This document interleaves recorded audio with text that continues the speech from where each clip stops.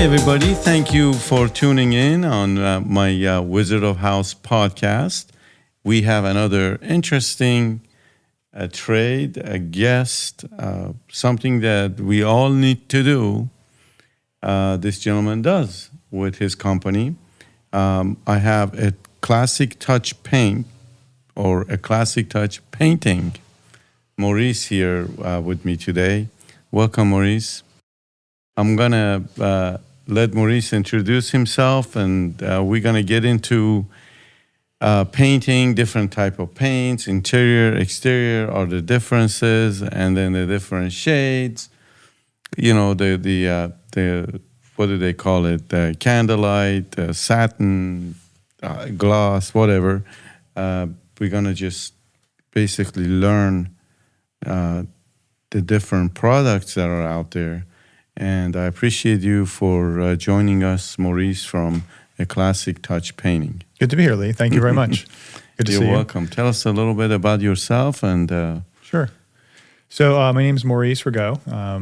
I own A Classic Touch Painting with my wife, Gina. I grew up in New York and had a background in home improvements before I came to Florida to go to Embry-Riddle, where I studied to be aircraft mechanic and avionics technician. So I had this background of home improvements, and when I was at school, I started to paint with somebody that really didn't do such a great job at it. Had the dregs of society working for them, and felt like I could do much better at some point. Down the road, after I did avionics for a while, I ended up coming back into painting. Aviation wasn't a good fit for me. I was tall, and it was difficult being stuffed underneath the plane, underneath control panels and stuff. And it was just not a great business for me. And in the meantime, I was doing home improvements and painting in the background to pay for my loans from Embry-Riddle. So it was kind of a double-edged sword. It was a great background.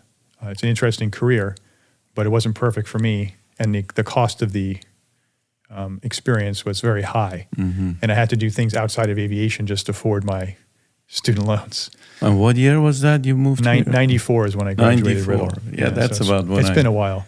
Came back to the area. Yeah. 95. So I continued with the home improvements, left aviation. Since I had a good I was working in Port Orange, and I knew a lot of people in the fly-in. So immediately I had a customer base to go paint their homes, because they knew who I was for fixing their airplanes. The flying is guys where we have a community around the corner where you can land with your airplane and just taxi right into your garage. Yeah, your hangar. Absolutely. So it was a good place to land with my career and to start one with the painting, because there was people that would hire you, and they needed the work done, and they knew who I was. So that's where it started from, and then I started by myself, of course, and then as it got more busy, I had to hire people, and we ended up being pretty big, up to like 20 painters and a staff in the office, which we're really proud of. The ladies in the office do a fantastic job, super communicative, very pleasant. We have a circle of communication with our customers, mm-hmm. where they always stay in touch, let them know what's happening, from estimate all the way through to job approval, getting work signed off, and making sure it happens in an orderly fashion. So everybody knows what's happening. There shouldn't be any surprises, and we're really proud of how they handle that.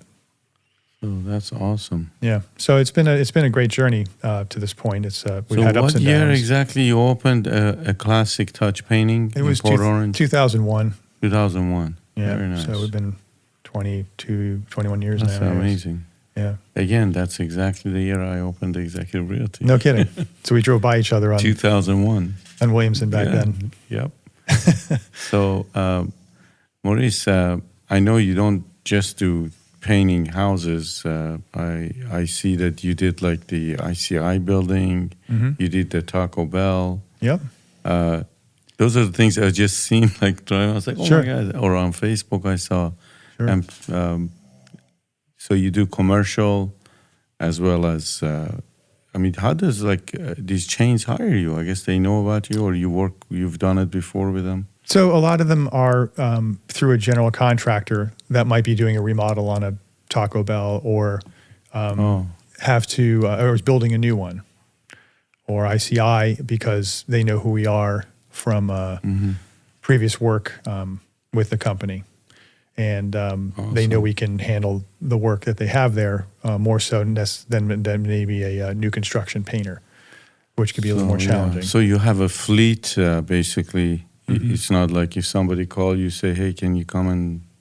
So you get the estimate fairly quick, and then you'll have somebody out there a week or so, I guess. Well, it depends on the time of year, but roughly 3 weeks is a good turnaround time. That's generally our backlog. We have really good people working for us, and we try and do things in an orderly fashion. If you have a particular need that requires something faster than our scheduled date, we do everything we can to accommodate the customer so that we can do the work, and they get things done for any special event or something they may need. We work with people the best we can. Yeah, the hardest thing to me about painting is picking the right color. I went through so much, and we ended up bringing a decorator who picked out the colors in 5 minutes, literally. I had splash, all the samples. I kept going back and forth to Home Depot, getting these little, but no, and I gave up, really, to find so she came in, she immediately picked out the outside main color and the trim color and the garage, the front door, and then she went inside and she goes, boom, boom. And it's amazing. I don't know how much time you've spent waiting for people. They tell you, okay, go ahead and come. And you're like, okay, pick the color. That is a sticky point. You're absolutely right. I mean, it is a challenge for a lot of people. And some people know right away. And you see all of it. So they have these people that just take a very long time. And that's okay because there's a lot of choices. Yeah. And like for you, you're like, I see there's 4 colors that are almost the same. Which one should I pick? Because you're not looking at the big picture. Like this is the volume on the house. It's a small sample. So on a swatch, here's a good example. So if you pick the first one or the second one and you put it on the drywall in Florida, I guess, does it go darker or does it come out lighter? Well, it depends on the lighting, right? And it depends on the sheen of the paint. There's a lot of things totally different. A lot of it goes into it. Yeah, you'll have a gray that may look green if you have a lawn in your backyard and the sun's coming in, or it could go yellow. I mean, there's a lot of things that go into the color in your house. Those kind of light bulbs, LED bulbs now, they have daylight, they have soft white, they have all these different... So where do you pick a color? Do you pick it outside in daylight? Or do you come in inside? Like in the store is different, then you go outside, it's different? Yes. You need to pick it where the color will be visible, right? So you don't pick your outside paint in your kitchen, right? Yeah. And you want to pick your interior paint somewhere in several spots in the house so you get lighting from outside, lighting from inside, and you can see how it's going to change. Yeah. Do you hold it under, any kind of light, a special light or? Not a special light, but what you see in your house. That's your best. Mostly natural light you want to try. Mostly natural, right. Yeah. During the daytime, you have the sunlight coming in, and then if it's a smaller ceiling, a low ceiling house, older houses that are more dark inside, then you have to go with the interior lighting, and that's going to change things depending on what kind of lights you have. And I'm sure you recommend sometimes, hey, I don't recommend because some people go with a high gloss, and it shows every imperfection right here in the drywall. And sometimes I've seen that people do that with a new home. They come and do a walkthrough, and they can see every little thing. So right now, what are the 3 different ones, and what do you usually use most? Is it satin? I don't know. You can explain that. Sure. Well, we primarily use Sherwin-Williams paints. We use Benmore as well occasionally, but Sherwin-Williams for the most part. On interiors, you're generally looking at the dullest sheen that you can live with. Is generally what people like. They want something that's cleanable, that doesn't get marked up as soon as you touch your hand on it, but they don't want a shiny house because the shininess is institutional. It's a hospital, industrial, like you'll never smear anything with a high gloss, but that's not a pleasant look. the reflecting light off every wall, all that just adds up to a not so pleasant experience for most people. So what we have in many of the houses we use is a product called Duration, and it's a matte finish. Now the matte finish, and this product especially, is not flat, but it's also not satin. So it's in between. It's a low gloss paint. Is that like same as candlelight or eggshell? Eggshell, I'm sorry. Yeah, that's what it's similar to an eggshell, where it's a very dull sheen, but it's very cleanable and scrubbable, and it has a very resilient finish. And probably 90% of the houses we use that, and people love it. It's a more expensive paint, but it does an excellent job. Now, I heard there's like paints out there now, you don't even, like it's a mix of primer and paint already. Do you recommend those? Do you use them? Like if it's a black wall or whatever? Sure. And you want to paint over it? Generally, interiors of houses, priming is really not an issue or necessary. Yeah. We're looking to prime things where there's a problem. And generally, if you're saying, well, I have white walls, I want to make them black, it's like, well, we're either going to use several coats of black or we're going to go with a primer to help cover it going towards the black. But either way, we're going to be putting multiple coats. So if there's no problem on the surface, like water damage, smoke, odors, then generally the priming isn't really necessary.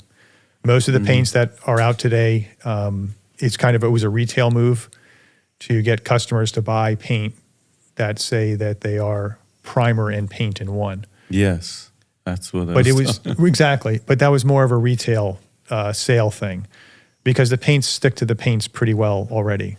So you don't need. You don't necessarily need the primer. Like I said, it's generally for specific issues.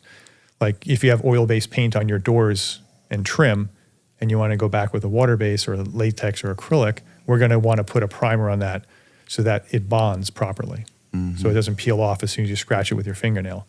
So this, a new door you put in your house, we want to prime it so that the window frames, those plastic window frames, are bonding to the paint, so it doesn't peel off. So there's a lot of things that we have a primer I've seen for. that happen a lot. The plastic starts peeling off. Yes, exactly. It's because it's like a PVC, and it's very tight structure, so the paint doesn't have anywhere to, chemically bond to it. Now, do you guys it's funny, some people roll the wall, some people spray the whole thing. Sure.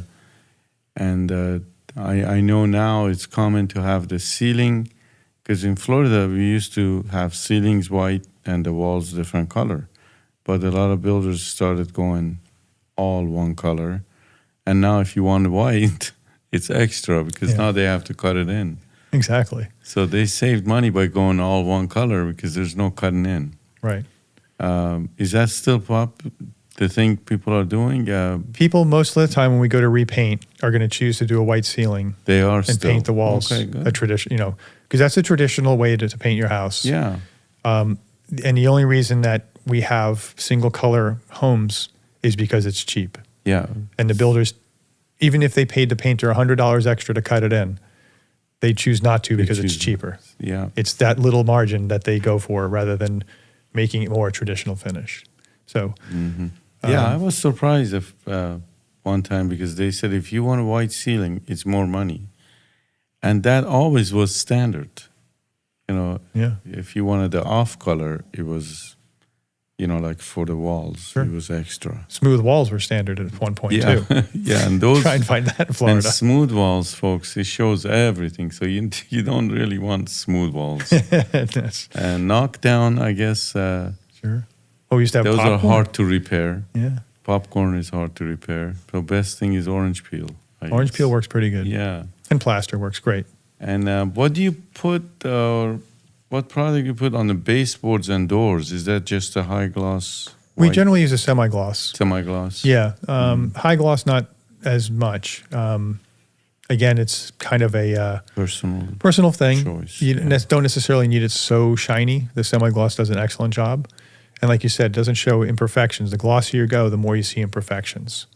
And one thing about the high gloss paints is that they dry rapidly and they're difficult to apply without having tool marks. where you'll see like a brush start and Also, stop. you got to be real quick. So you have to be quick, and you have to be efficient at your application technique to get it to look right, especially with acrylics. Do you guys spray the walls and doors, or do you do roll? What do you guys do? What is? We do everything.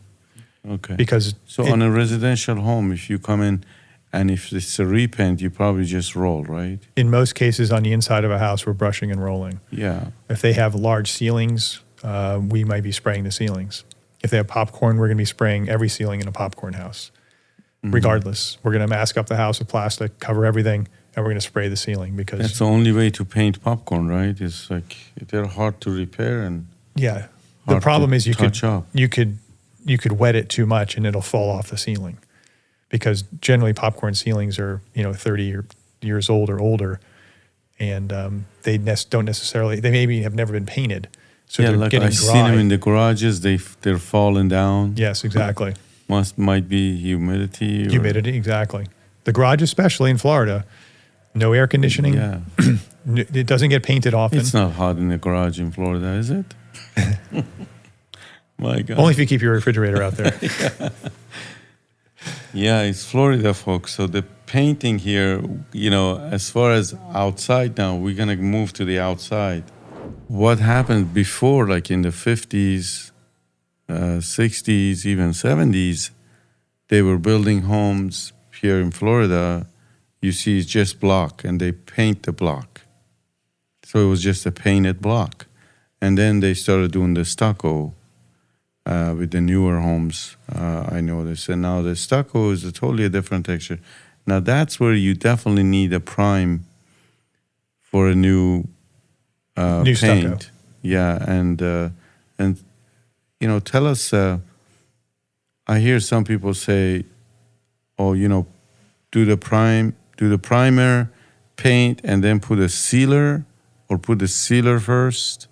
How does that work? Sure. Do you recommend sealer? Some people say put a sealer because it gets absorbed by the concrete. Then, Okay. So on a new construction house, basically you're saying we have brand new raw stucco. Okay. Yeah. So on raw stucco, we use a masonry primer, or we can use masonry, basically primer finish coats that are designed as a first application to raw stucco. And these are like a waterproofing material. They're designed to go on heavy. They're designed to go on in a couple coats, and that provides you the first waterproof coating on the house. okay. And so they're kind of a dual-purpose product. It's a masonry finish primer coat. Back in the day, 15 years ago, we used elastomeric, which is a type of rubberized waterproofing material. That. Yeah. And on that, we would use a masonry primer, something to seal the stucco, right? Not necessarily a sealer, but it's a primer to seal the stucco, basically to give it something that the elastomeric will stick to and not get soak into the stucco. And then the elastomeric is a very heavy-bodied, thick product that goes on to waterproof the stucco. Like honey almost. It is. It's thick, and it goes on very heavy. It's designed to go on so it has like a ropey appearance. And I heard it actually stretches. Exactly. When there's settlements, Yep. I heard it really helps with that. So. Yeah. But the elastomeric is gone now. What's replaced it? It's an Some acrylic. different name. Yeah, it's an acrylic hybrid. So it has properties of both. So it has some it can elongate with the, like an elastomeric, maybe not quite as much, but it has some acrylics in it to help it last longer and look nicer. The elastomerics are rubbery and kind of flat. And now you can get them so that they're a little bit more shiny, that look nicer longer. Yeah. So that's what they're primarily using, like Flex Locks or What is this sealer? Sunflex. So the sealer it's a conditioner, kind of like Sealcrete. After you paint? It would be before we paint. Before. And it's generally like a primer. It's for marginal surfaces. It's like a very watery material. And its intention is to, like, say you have a house that's old, you haven't painted it in 15 years, which is a long time in Florida, generally have some chalk, like the paint is failing. Yes, right, exactly. And even with pressure cleaning, you'll probably still have some chalkiness left. Oh, okay. And the intention of the sealer is to apply that. It's very watery, and it's full of the binder for the paint. So it's like a glue. And it soaks through that chalk and it bonds the chalk to the surface. So now you have a sound substrate to put your paint on. So it's basically an insurance policy that your paint is not going to peel by putting it on chalk. On an old paint. Older paint. Older 10, 15-year paint. It makes it less porous and it's a reasonable thing to do on most jobs like that are older. I mean, what do you recommend now? You know, they used to say every 5 years in Florida, but with these new products, if you do your paint right and maintain it right, so can you go longer? Yes, you can. In Florida, the primary issue in Florida is cracks that show up in your stucco. Yes. Oh my gosh. Because these cracks are conduit into the block, and your block is sitting on your foundation. So the water has two ways to go. Once it goes inside the block to the foundation, it can either roll outside the house, or it goes inside your house where your baseboard is, your carpet, your tile, whatever might be sitting next to the wall.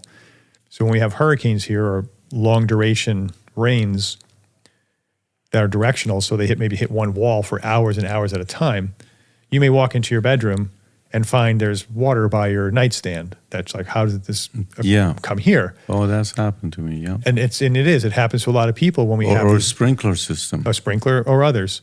And it's like, it never occurred before. It's like, well, actually it's been occurring for a long time. It's just that it hasn't been enough volume of water in the wall for you to see it. But you probably can pull back your carpet and see carpet tacks that are all rusty. Yeah, you don't necessarily have to have cracks. Sometimes the water comes from the ground up and it seeps in occasionally through the foundation, and then you said you use that sealcrete. Yes, and there's another one called dry lock that's kind of intended for below the grade. Below the grade. Yeah. Which goes, you slap that on the... It comes from basically up north. We used to use it in basements to keep water, because your basement was obviously below the ground, and you put it on the block to keep the water from coming into the basement. Oh, okay. So it's that strong of a product that it will hold back that hydrostatic pressure pushing into the basement. Okay. So in Florida, we do it on knee walls, something that's retaining wall that's holding back dirt, planters, that kind of stuff. So it's kind of keeping that water from pushing through. So you think every 7-8 years we should paint in Florida? So it depends. Or, you were saying the crack is, and you're absolutely right. Every home inspection almost I go to, the inspector writes, you need to take care of these cracks, seal them, paint them, or caulk them. Do the caulking, seal it, paint it, so the water doesn't get in. Yes, and that's basically what you're looking out for as a homeowner in Florida, is in like an annual inspection. Like, okay, am I getting cracks? What am I looking at here? If you do, the immediate fix is caulking them with an acrylic caulk, not silicone. You can't paint silicone. Never use silicone. Yeah, an acrylic caulk. Good point. And you can use a clear one, but at least that'll get you through, so that you don't have a conduit for water into your house. Okay. As far as the paint schedule is concerned, generally paints in Florida are around 7 to 10 years. Most paints are around 7 years. New construction, 5 years. 5 years. Okay, that's where the 5 comes from, because there's not a lot of material on the outside of your house. It's a new house, so the mortar is shrinking, that the house is going through changes as it's settling. So you're likely to develop cracks on the stucco and other things. So there's not a lot there to protect you. So in 5 years or so, you should be inspecting it and put a better paint on it. Yeah. Although the builders use on the outside, they actually use a good material. There's nothing wrong with it. It's just a matter of how much it gets on the house. Because we could go back with the same material and do it again, but it's just how much are they really using, and is it providing you with the protection you're supposed to be getting? And that's generally the thickness of that paint, that waterproofing, determines how much it can stretch. So a thin coat breaks immediately. So some paints are watered down. It's so hard for a homeowner to decide, hey, do I go with the Home Depot paint? Do I go with the Sherwin-Williams? You can't just go because they have your color.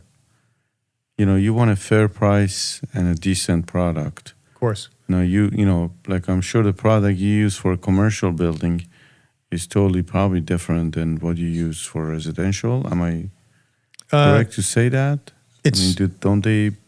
Aren't they more heavy duty for commercial? Generally, we're using roughly the same materials for whatever we're doing. Are you? Yeah, we have specific products that are mid to upper range. We don't use low cheap paint. There's just no purpose for that. For as far as a customer is concerned, the material costs, even if you went, between the highest and lowest, the highest and mid-grade paints, there's not a huge difference in cost. So you're going to want to use something that provides a customer like a long-lasting, resilient product. Yeah. Something that we know applies well and is easy to touch up and it does a good job for us. It's consistent. So a lot of these paints that you get from home stores don't do that. And that's why we don't shop at Home Depot and Lowe's. And it's, not to knock them, but we've been there and done that. And the color consistency and the support is poor. So we don't do it. I mean, as a homeowner, you want to buy a gallon of paint to paint your bathroom. That's wonderful. Fine. Go whatever you want to do. But there's a lot of retail showmanship on the products that they sell you there. One coat coverage and whatever they may say, which isn't really accurate because a lot of that has to do with technique. And, painting a white wall red is very difficult in one shot. So, you have to, there's expectations that they build in that are really not accurate. And if you read the reviews, you'd be like, yeah, people are not getting away with one coat. Yeah. So any memorable experiences you've had that you could tell us? Anything funny? Anything, memorable experiences. Any no-nos? Any on these jobs? Well, there's been a lot throughout the years, I'm sure. I have to get back around to on that one. Yeah. But or a challenging job. Yeah, we were doing. We did a lot of challenging work. Did you? Yeah, from all kinds of we worked for the city of Daytona, their water plant, where they actually do the I guess the way they process the water in these huge cylindrical containers. I mean, I don't know, 50 feet by 12 feet deep. Yeah. And we had to epoxy the inside of those things. Wow. And they would drain them out. And then we had scaffolds in there. And then they had to fill them at some point. And then we had to drain them again. It was just, our scaffolds are inside there in the water. It was a pretty interesting setup. Mm-hmm. We did some, the football stadium. We painted that over there on wow. That's LPGA. Awesome. Yeah. And it's currently the colors we painted. That was an interesting project for sure. That takes the really whole large crew. lifts. Yeah, we got really large lifts and interesting color schemes. And so you have no problem painting 2-story, 3-story. You have all basically we're good on apartments and stuff and buildings below 3 stories. That's what we're, I think, set up to do with our insurance. Great. So there's very few things we go outside of that. It's not really in my wheelhouse. We're looking for more residential work. We do commercial work, but it's a smaller part of what we do. And getting back to the products we use, it is very similar on commercial and residential work. It just depends on what you got. If you have a metal building, we're going to choose something that's an industrial acrylic. If it's a stucco building, it's just a stucco building, just like a stucco house, and we're going to treat it very similar to that. We want to give you the best thing, the best prescription. If I'm a doctor, I'm giving you the best prescription for what you got. So whatever you have, I'm going to say, well, this is probably the best thing for you. And because I'm not expecting everyone to be an expert at paint. They want to have a good job and they want it to be done well. And I can give you options for, product cost, which usually I said is not a very big difference from something that may last 10 years compared to 7 years. Exactly. You might. And it's like, well, do you want to spend a few extra dollars and you get 10 years out of it? That's wonderful. Mm-hmm. But one thing that we didn't talk about that's important, and it relates back to the cracks, is that it basically happens to almost every house. So you don't want to get into a product where somebody says, well, it's 15, 20 years, you don't have to worry about painting. Well, that's wonderful if you don't have any other structural issues on your house where there might be some rotten wood or it might be stucco cracks. Right. Because you think you can paint it and forget it. That's really not where you want to be, because you're going to be surprised when we get a hurricane, like possibly next week, and you're going to get water in your house and damage and mold. Because a lot of these cracks, like I said, they're active all the time. You may not get enough water to notice that it's actually back there. But it's in there. It's going in your walls. It's getting down to the baseboards. It's growing mold behind your baseboard. You don't see it. But you don't see it. Or under these new vinyl underneath your nightstand, flooring. Under the vinyl flooring. Yeah, all these nobody things. Sees them there. And they're waterproof. So the water doesn't exit. It has to go back into the ground which is very difficult. Just yeah, concrete. Our air conditioning doesn't suck it out of the LVP floors. That's what we're talking about is LVP. The air conditioning doesn't get in there. So it's a challenge. Yeah, that's those luxury vinyl planks, LVP. They're good, but at the same time, if you get a spill, you better clean it up real quick and don't think, oh, it's waterproof, same as what you said, 15 year, not to worry. No, you better pick that up quickly just because they say it's waterproof, because the water does get through that seam and sits under there. Well, yes, and I was referring to water coming through like the wall. Same, yeah. And then if it's trapped underneath it, it has nowhere to go. That's through a crack, stucco. Through the wall. Yeah, exactly, through right the wall. Through. Yes, that's what I was referring to. And it will run down, comes in. Comes inside. Exactly. Yeah. So as far as memorable experiences, I know that's where you were going before. Besides the water tank, doing some interesting stuff. We've been all over the Southeast, painting restaurants. We used to be a specialty when I first started. I worked on Denny's back in the day, and that's where I cut my teeth on restaurants and learned the business. All those yellow Denny's, or what color was it? Green and red and gray. Yeah. But yes, I did quite a bit of them. I did them from here. I did in Miami. I'd be working on painting a roof at night in Miami, and just a whole bunch of interesting stuff. I mean, all over the Southeast. Whataburgers, Taco Bells, KFCs. It was fun, but it was also Maurice and his company, a Classic Touch Painting. They have also started doing. Actually, they've always done this, but he's got a new product, and he's doing the garage epoxy floors. I'm gonna ask you to explain about that, because, again, as a homeowner myself, I've had a lot of different experiences. You could go buy a couple of gallons from a store and roll it, and then a week later, guess what? Sticking to your tires, to your shoes. Yeah. Your wife is gonna come in with her new shoes, and she's gonna have paint on it because you put a cheap paint. Of course, that didn't happen to me. I'm just saying. But there's products that are real, I guess, acrylic, real shiny, and they last for a long, long time. But they got to be done right, and you got to buy the right product. You got to prep it right. So go with that, Maurice. Tell us what's new in that world. Sure. So the epoxies we started probably 10 years ago. And it's a division I made for our company. It's called Epoxy Daytona. And we started by doing what you suggested, is get the store-bought stuff. And we thought we would sand the floor, and we put that stuff down, only to come back and have customers say, hey, it just peeled up on my tire. It's like, boy, we put all this effort into it. And we put 2 coats. And yet it failed. And it's like, well, we're not doing anybody any favors by applying this stuff. So I looked into it, and I found a company that we use to this day. They're out of California, but they provide fantastic products that, when done properly, last for decades. It's something that once you do it, it's something you don't have to worry about again. But it's all about prep. Yeah. So if we go over your cruddy floor you have now without prep, this product will come off with your floor and it still have a big mess. So it's all about the prep. And basically, it's expensive equipment you have to get this stuff done properly. It's concrete. Diamond grinders are the preferred method. And that gets whatever, if you have a painted floor that's failing, we take all that off. Oh, wow. Get down to the concrete. Really? So this is mandatory so that our epoxy can bond to the concrete. Not to the old paint. To the old paint that we know is not as good as what we're putting down or there. Grease or oil. Exactly.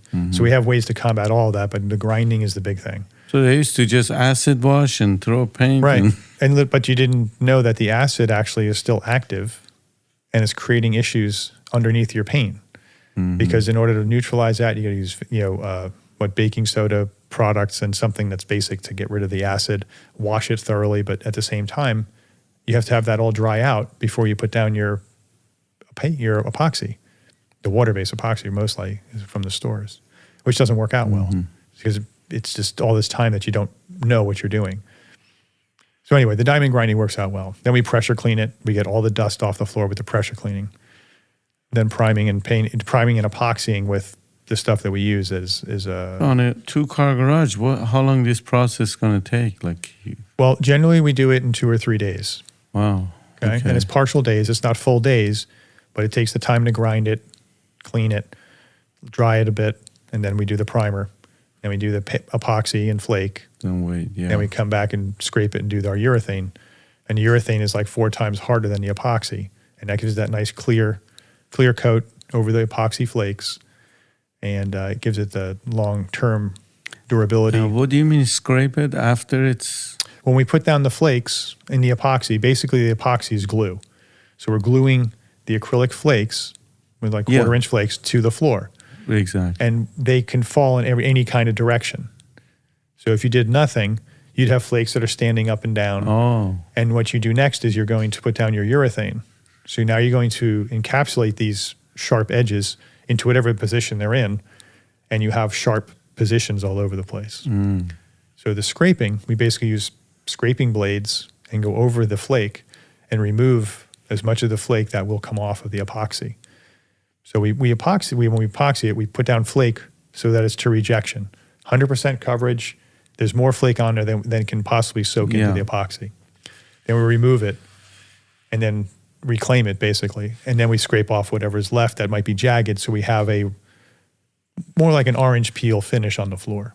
So it's not completely smooth. Then you go over it with... Then we go over with 2 coats of urethane. So that's what a lot of people stopped right there. They just do the flakes. They have some flake and they're done. And that's it, they're done, right? So this is where your last 2 steps is going to give it that shine. And gives it the shine. It's UV resistant, so it doesn't turn yellow. The epoxy doesn't turn yellow over time. So it stays the color that it is basically forever. And and we also put the non-skid into the urethane. And it's a clear grit. It's just like sandpaper, 30, 60, 90 So how grit. many coats is this? Let's see. I mean, first you did primer. 1 coat of the primer first. Yeah. Then we go with the epoxy and the flakes. So that's the epoxy flake. There's 2. And then we go 2 coats of urethane. So That's 4 steps. 4 coats, right. Wow. So we're over your floor 4 times. That's amazing. Yeah. So that's why there's a cost involved. Yeah. There's an expertise in using the products. Everything's 2-component. It's not pouring out of a can and you roll it out. You have a very small time window to work with the products. And they have choice of flakes, I hear. There's different, We have, most of the people use 1/4-inch flakes. We have a bunch of standard colors that they come in, and they're blended to give you appearance of granite or sandy beach or something like that. And it's not just for garages, right? You can do porches. Yes, we do porches, lanais, entryways to the house. Not so much around pool areas, although you could. Just around. You wouldn't want to do it. Does it have to be under cover or no? It does not. Doesn't. It does not. It will hold up against the sun and. Yes. Will it get hot? Good question. I don't think so. I mean, if you did a very dark color, I would imagine it would. Yeah, I just wondered if that urethane.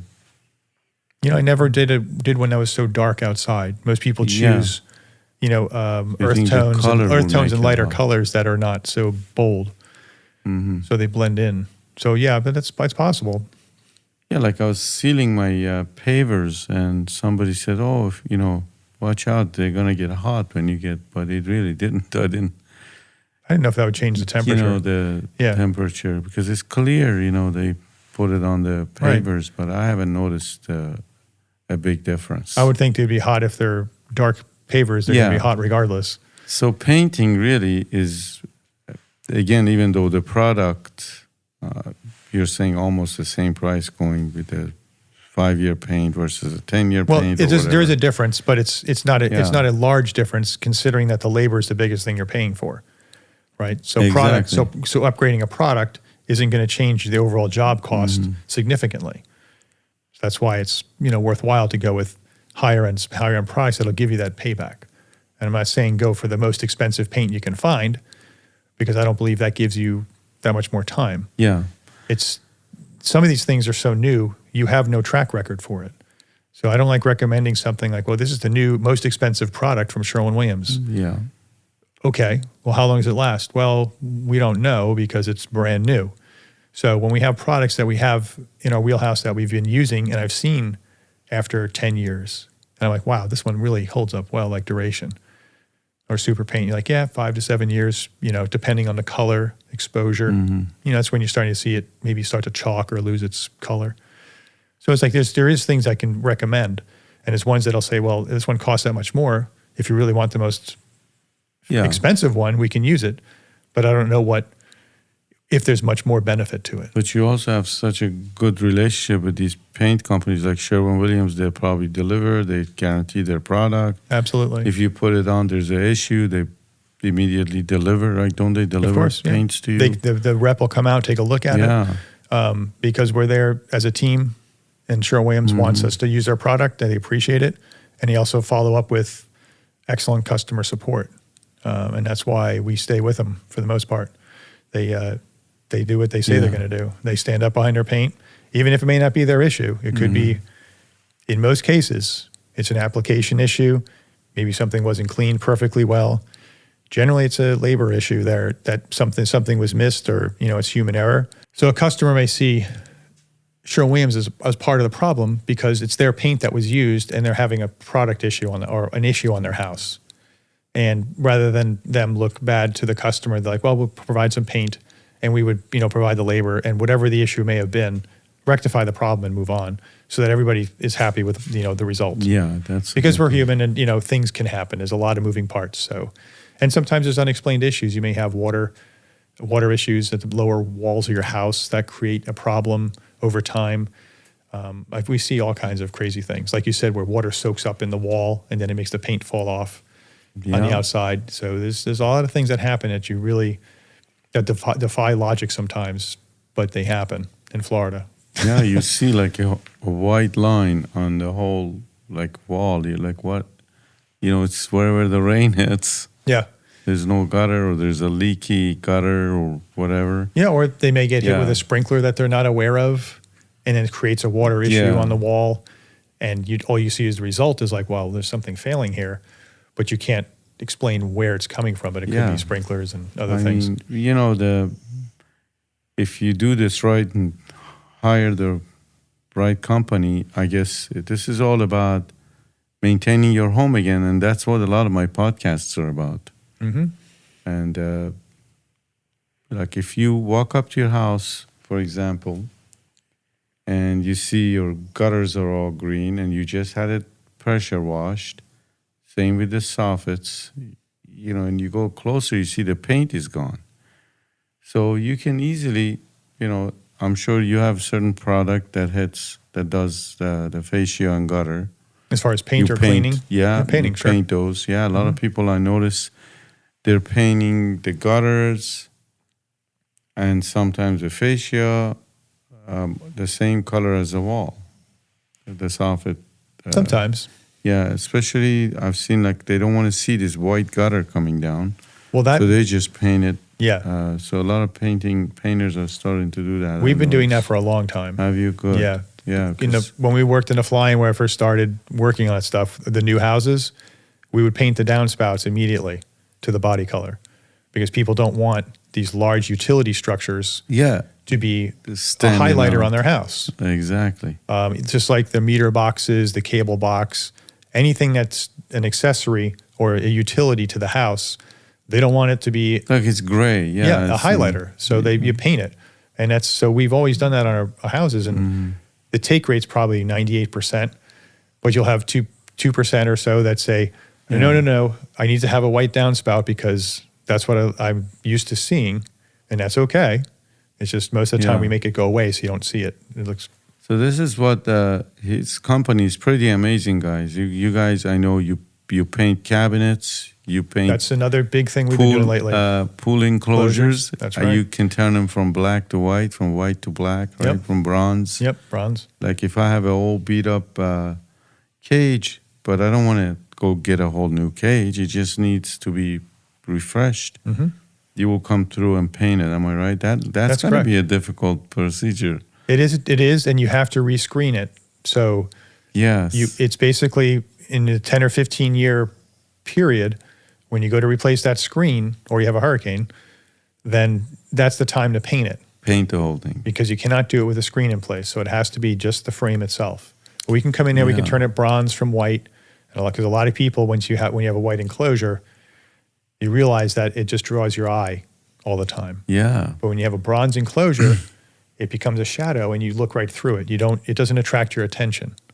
And also it doesn't, the algae and everything else that may grow on it is not so apparent as a white one, which looks dirty pretty rapidly. Yeah. So the bronze is a nice way to go. I've seen you do, go from white to bronze and it looks like a brand new cage. That's what it should. And also as far as cabinets, I know you did one in Venetian Bay. You did a couple. Oh, yeah. That I've seen on your Facebook. I know it was one of Gina's listings or our listings. So what's the procedure on that real quick? Sure. And then we'll wrap it up. All right. Well, in the kitchen cabinets, it's actually become a really big accessory to our business because a lot of people have these maybe spiced stain or not wonderful colors stained in their house from the 2000s or earlier. And they get tired of looking at it. And the procedure is basically just like painting anything else, but we take the doors and drawers off to our shop. We have a big facility to paint them all. And then we clean them, sand them, prime them, and paint them with a water-based urethane. And they come out like a factory finish. And we do the same thing in the house, although we don't spray in the house, we do it by hand. But it comes out fantastic. And that buys you years on the product because the cabinets are generally in good condition. They're not usually falling apart just wear from and water. tear and stains and so all that happens, that goes away. And then if you ever did have an issue, if you scratch something or whatever on it doesn't have to be a wood cabinet for you to paint. You can paint do almost Formica. any basically anything can be painted. We have primers that bond to just about everything. There's some of them that foil, thermofoil. Yes, you can paint those. You can paint those as long as the thermofoil is still sticking. Yeah, because that is a problem with those. That they big problem. The glue gets undone, or when it's near a stove or by a sink where they get wet, they turn yellow because the glue goes bad. Yep. I've seen like one cabinet door is white, the other one is yellow because the glue went bad. Yes. So you still do all these services. Yes, we do. That's wonderful. It works out really well. The cabinets are awesome, and people feel they have a brand new kitchen for a fraction of the cost. I mean, it's so reasonable to paint your cabinets. So you can literally do anything. You can paint concrete curbing, paint driveways, sidewalks, garages, cabinets, the house, of course, inside, outside, to trim. Absolutely. Soffits, fascia, gutters, and the pool screens, pool decks. Yeah. He does it all, folks. So, Maurice, thank you for coming. You're welcome. Any tips you have for people, or if not, go ahead and give us all your information. Thank you. Where they can reach you, your company, and your website, anything on social media. And thank you again for attending my show. Thank you. I'm happy to be here. So you can find us online. You can find us. Our website is aclassictouchpainting.com. You can find us on Facebook at Classic Touch Painting or Epoxy Daytona. That's our epoxy site. And you can call us also at 386-763-1238. And our office is there, I think, from 8 till 4:30, most Monday through Friday. So we're there to help you. I come out and do all the estimates, so you will see me show up. If there is any time you want me to come out and take a look at it, I'm happy to diagnose whatever problems you may have, offer you honest advice, and get you the solution that you need that's not expensive, but what you really are needing for whether it's inside, outside, or whatever it might be. Quality. We also remove wallpaper, by the way. It's something that we didn't talk about, but we strip wallpaper, texture the walls, bring it back to 100%, and then paint it, which is a lot of houses built in the 2000s or earlier had wallpaper. And so that's something that's going away consistently. We're taking it away. So wonderful. Last note on that. That's it. Well, thank you. And you gave your website and your phone number already. So folks, that's it. I'm at the end of another episode of the Wizard of House podcast by Mr. T. Thank you for watching, and please don't forget to like and subscribe. And I'll see you on the next episode. And thanks again for watching. You can reach me at 386-299-8989 for any of your real estate needs or questions. And don't forget to visit my website, mrtsells.com, mrtsells.com. Thank you so much. Saying goodbye, Wizard of House by Mr. T. Thank you.